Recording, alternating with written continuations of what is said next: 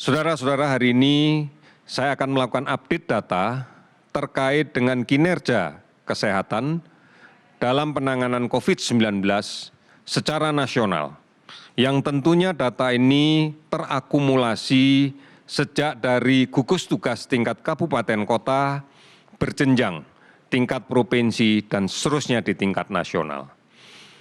Kami melakukan cut-off data setiap pukul 12.00 WIB. Dan setelah itu kami melakukan analisa dan melakukan kajian dari data-data ini. Hari ini telah 20.650 spesimen yang kita periksa. 20.650 spesimen yang kita periksa. Sehingga total yang kita periksa sampai dengan hari ini akumulasinya adalah 580.522 spesimen.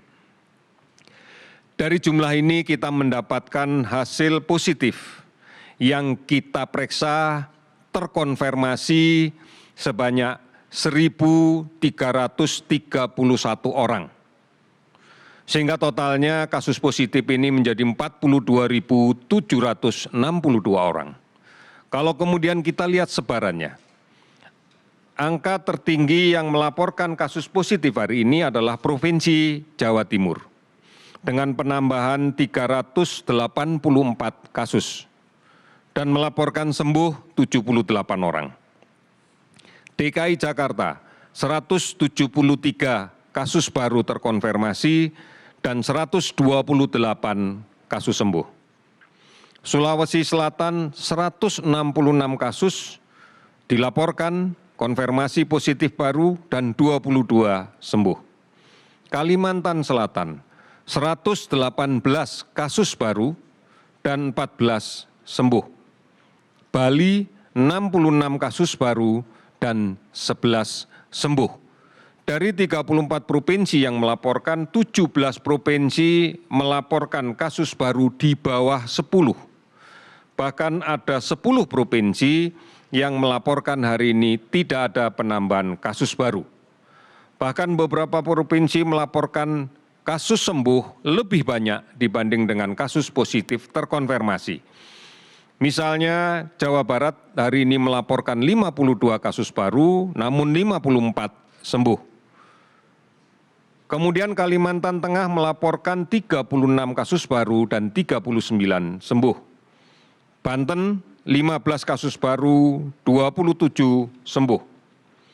Kalimantan Timur 8 kasus baru, 18 sembuh. Sumatera Barat 5 kasus baru, 17 sembuh. Papua Barat 5 kasus baru, 22 sembuh. Bangka Belitung hari ini tidak melaporkan ada kasus baru, 27 orang dilaporkan sembuh. Kalimantan Barat tidak melaporkan ada kasus baru, namun ada 6 yang sembuh. Sehingga total sembuh kalau kita lihat pada hari ini adalah 555 orang. Sehingga akumulasi keseluruhan sembuh adalah 16.798 orang. Ada penambahan kasus meninggal 63 orang sehingga total menjadi 2.339. Kabupaten kota yang terdampak sebanyak 435 kabupaten kota di 34 provinsi. Kami masih melakukan pemantauan terhadap ODP sebanyak 36.698 orang dan pasien dalam pengawasan 17.923 orang. Saudara-saudara, gambaran-gambaran epidemiologi data yang kita sampaikan ini adalah merupakan gambaran-gambaran yang masih kita yakini penularan kasus masih terjadi di tengah masyarakat. Oleh karena itu, kita tidak punya pilihan yang lain kecuali mematuhi protokol kesehatan. Menjaga jarak, menggunakan masker, mencuci tangan, menjadi sesuatu yang penting dan harus kita budayakan dalam setiap kehidupan kita. Karena inilah yang disebut dengan penyesuaian kebiasaan yang baru. Inilah adaptasi kebiasaan kita yang baru. Hanya dengan cara ini, kita akan masih bisa menjaga produktivitas kita.